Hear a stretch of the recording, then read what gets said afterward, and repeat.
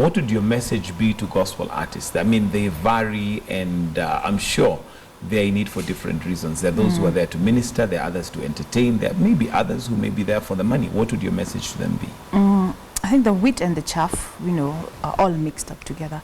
And my message to a lot of people is, you know, focus on Jesus. Focus on Jesus. We don't want to see you, we want to see Jesus. And so that would be simply it. You know, set your eyes on God and let's see God in you.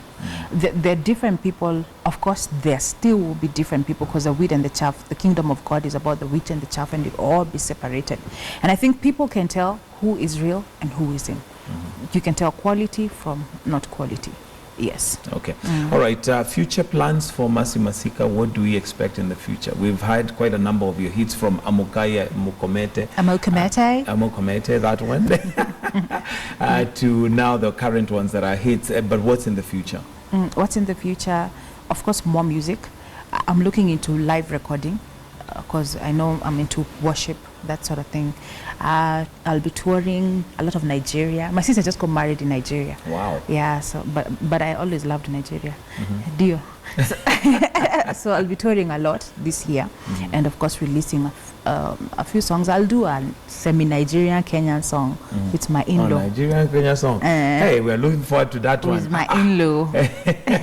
All right, we've not talked about your husband. Tell us who he is and maybe how he influences your life. David is my strength. He's really been there for me, you know, to encourage me, to challenge me, to encourage me.